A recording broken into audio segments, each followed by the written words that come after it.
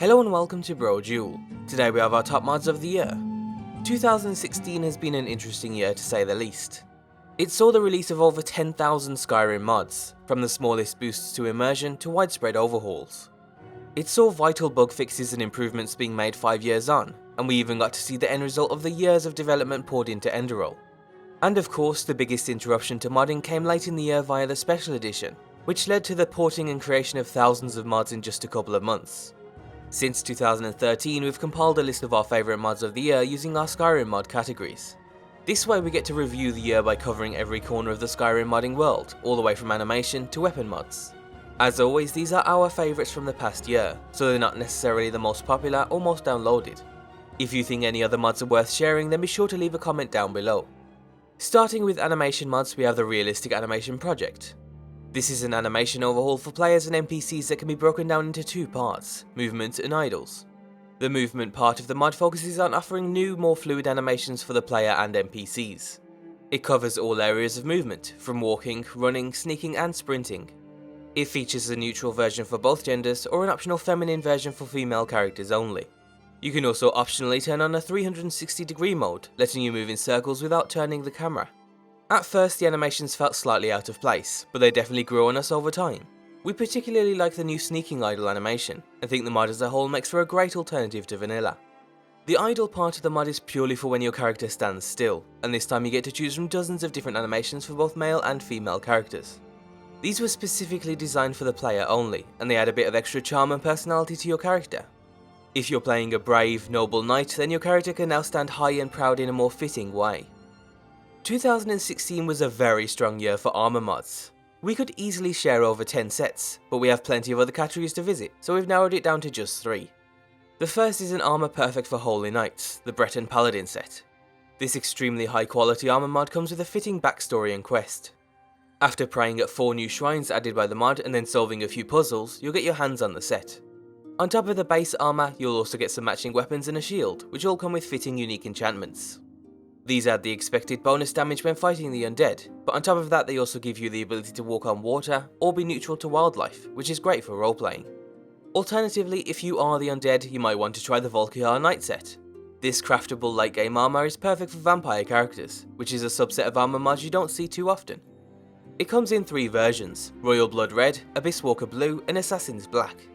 All 3 also come with unique enchantments to give them that extra bit of an edge. This is just an all-round solid set that feels like it could have been part of the Dawnguard DLC. Or for something more neutral, you might want the Respledent Set. This is the most customizable of the 3, coming with several colour alternatives for the cloak and metal finish. On top of that, it also utilises the HDT physics extension to make the cloak flow more realistically, which makes it stand out just that little bit more. Without going into detail, there's a bunch of other armour mods that are definitely worth checking out. As I said, there's still a dozen other categories for us to visit, but we didn't want to go without sharing these too. You can find links for all of them down below. Our favourite character mod of the year could probably fit into several different categories. It's the Relationship Dialogue Overhaul.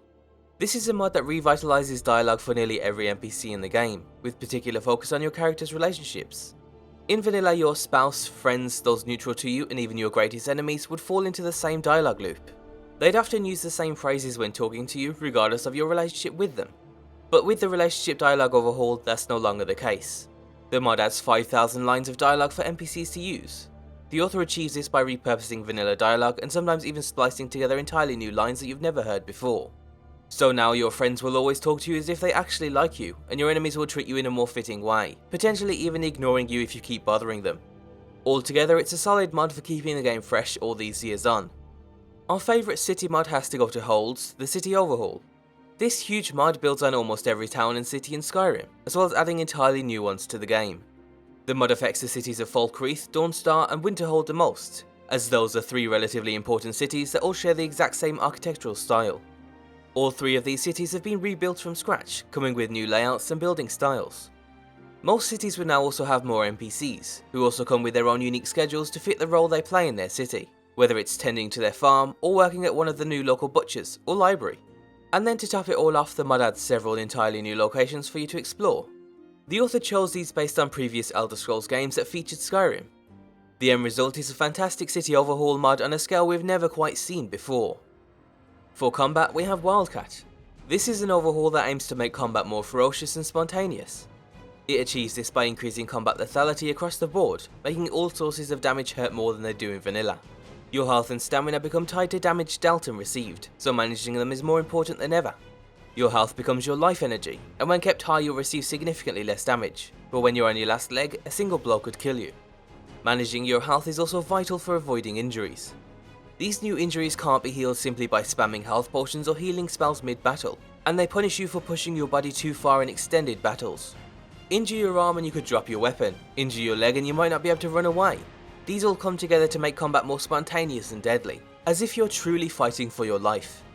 For our top creature mod we have something more unusual, it's the Beasts of Tamriel. The mod adds 20 of the more elusive creatures from the Elder Scrolls lore to the world of Skyrim. Several of them are modified versions of the vanilla creatures, whereas others come with entirely new models. Whether it's rarer forms of lycanthropy, including were-lions, sharks and vultures, or the even more rare and even legendary flying whales above Skyrim's mountains. The mod is definitely out there and some of the newer models are hit and miss, but we still appreciate the mod as a whole. Our DLC-sized mod has to go to Enderal. This is by far the largest Skyrim mod to date, and to the point that it's generally regarded as an entirely separate game.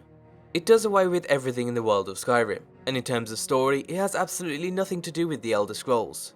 You'll be placed into an entirely new world, with new biomes, locations and more. You'll take on a new role and get to play through a new original story, filled with professionally voice acted NPCs and entirely new gameplay mechanics. As it's a mod, it's still based on Skyrim's core engine and it still relies quite heavily on its resources, but there's so many overhauled mechanics and new features that it definitely feels like a separate game. Despite the similarities, it took just 30 minutes of getting into the story before I had completely forgotten this was a Skyrim mod, and that's something I downloaded from Steam. There's no way we could cover everything about Enderal in this short of a time, and I'm sure most of you already know what it is, but we just had to mention it anyway. Our favourite environmental mod from 2016 is Vield Weathers. This weather overhaul adds over 500 new weather types to the game, complete with new visuals, sounds and lighting to complete the entire package. You'll experience a wider variety of weathers, from more intense storms to just more variance in clear and cloudy skies. It also utilises special effects such as volumetric fog and selective cloud colouring that look great even without an EMB. And then to top it all off, it's highly customisable and performance friendly. Vield Weathers is up there with the other giant weather overhauls, and we highly recommend you give it a go. Onto our favourite category of immersion, we have 3 mods. First is Simply Knock. This nifty little mod comes from the creator of Frostfall, and it simply gives you the ability to knock on NPCs' homes to see if they're inside. What's great is that if someone is inside, they'll actually answer the door using their actual voice, and then depending on your relationship with them, as well as your speechcraft skill, you can convince them to let you in. So obviously your friends will be more than willing to let you inside, but you might have to turn on the old charm to convince a complete stranger to let you in. And if they're not indoors, then you can either come back later, or just break in. It offers a simple boost to immersion and pairs well with the relationship dialogue mod from earlier. Next up is Sleeping Bags. As its name suggests, the mod adds craftable sleeping bags to the game that you can interact with in ways not seen before in other mods. By just dropping one to the ground, you can lie down, meditate on, or even lie inside of your sleeping bag. This also works for your followers and makes for a great companion alongside Frostfall and the Campfire mod. Admittedly, it's a bit of a gimmicky feature, but it works really well and can add a smidge of immersion to your camping gameplay. And finally, the last mod is the simplest of them all, Blowing in the Wind. The mod enables all hanging signs and lanterns to react to the wind. By carefully applying the right amount of mass to the signs, the mod uses the game's physics engine to make them ever so slightly flow in the wind. Again, this can be considered a gimmicky mod, but it really does add to the atmosphere of the game. Sometimes Skyrim can feel so still if no one is around, but now your trees won't be the only thing that blow in the wind. Our favourite interface mod of the year has to go to Quick Loot. Arguably the best thing to come out of Fallout 4, Quick Loot adds an inspired quick looting menu to Skyrim.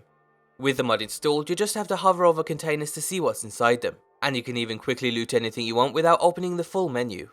This makes the game more seamless and keeps you in the action for longer. The mod works fantastically and the menu is practically instant, even if you're jumping quickly from container to container. It's definitely worth picking up. For magic, we have a magical perk overhaul, the Path of Sorcery. Its aim is to let you become a true master of the arcane, by fleshing out the vanilla trees to offer more magical playstyles. In other similar perk overhauls, you'll probably expect entirely new mechanics that might stray too far from vanilla, but Path of Sorcery sticks to those core vanilla features and then expands on them. So the illusion tree sticks to the calm, fear, frenzy and courage spells, but then builds on them to make them more unique and useful. There's similar changes to Destruction, where instead of adding entirely new paths, it sticks to the 3 core elements, but then adds new effects like wildfire and spell chaining. We've covered every magical tree in much more detail in our full 10-minute spotlight, so if it sounds like something for you, then be sure to check that out. For our miscellaneous category, we have the lip sync bug fix. As its name suggests, the mod fixes the very common lip syncing issue in the vanilla game. It might be something that you've gotten so used to that you forgot it was even an issue, but with the mod installed it's like night and day. It achieves the fix with a simple SKSE plugin that works flawlessly, and we highly recommend it for any future load orders. It might have taken 5 years, but at least we finally have it. Our top overhaul goes to the opening scene overhaul. The mod unlocks cut features from vanilla, including unheard dialogue and cutscenes, and then re-adds them to the game. These were probably removed to not overload a new player with information, but now many years on, these can be great for your 700th playthrough. You'll hear more dialogue across the board, from the carriage ride to during the lineup. During the dragon attack you'll hear new sounds of the townspeople screaming, and you'll see the touching last moments between a man and his son. During your escape you'll also be joined by Ulfric, finally letting you see how he escaped Helgen. If you haven't played through the opening scene in a while, this will at least keep you interested for a couple of playthroughs. If you're looking for a player home, then you'll definitely want to check out the Caranthir Tower Reborn mod. This is a remake of a popular player home from the early days of Skyrim modding, but now it's better than ever. This is a wizard's tower that screams magic, from how you discover it to the hidden secrets you'll uncover as you rebuild the home. After playing through the introduction quest, you'll have to restore the tower's lost magic, which includes supplying its power and frightening whatever lurks in the abandoned tower. The home oozes magic, from its teleporting lift to the magical automated storage. It also features a ton of other useful features, including dynamic interiors, staff recruitment, and even spell creation. Its hidden secrets and collectibles offer even more unique spells for you to get your hands on. If you're playing a mage, the Caranthir Tower is a must-have. We haven't played through too many quest mods in 2016. We've heard many great things about the Clockwork mod, but haven't gotten around to playing through it. So instead we've chosen the Landlord mod. Despite not being a traditional questline, the mod lets you set out on a journey to become the richest man in all of Skyrim. It does this through a new landlord system that lets you purchase properties around Skyrim, and not just player homes, but inns, stores and other buildings. You can then play as much of a role as you want. You can be very hands-on and hire and manage staff, or you can simply let the money roll in. The mod does a good job at balancing management and growth, letting you start off as a small business owner, leading to one that's opening bank accounts and dealing with the East Empire Trading Company. It's a bit rough around the edges in certain areas, but we had fun with it nonetheless. And finally, we come to weapon mods. First we have the Dawnguard Arsenal. This builds on the Dawnguard faction's weaponry, and integrates them seamlessly into the Dawnguard questline. Completely from scratch, the mod adds the rest of the Dawnguard weapons that were missing in the vanilla game, and they fit in so well that they could have been added by the Dawnguard DLC itself. On top of that, it adds new sun magic to help you fight against the growing vampire menace. It then spreads these weapons and spells across the Dawnguard faction NPCs, so it really does feel like they were part of the Dawnguard DLC all along. And finally, we also recommend the mod author Billyro. Over the past year, he's released well over 20 entirely new weapon mods. Admittedly, most of these are blades, but there's still a decent bit of variety, from claymores to daggers to simple one-handed swords. They're all of a high quality and you can get them separately or in his bigger weapon packs. This is just a small collection of what's available, so if you at all like the style of what's shown, then we'll include his profile down below. And that's it for our top mods of 2016. It's been another strong year for Skyrim mods, arguably one of the strongest in terms of the scale of the mods being released. Teams of modders are working together to create bigger and better mods, and we can't wait to see what 2017 brings. As always, if you enjoy any Skyrim mod, then be sure to support the mod author in any way possible, from a simple comment to an endorsement or a donation. And be sure to check out g2a.com, and thanks for watching.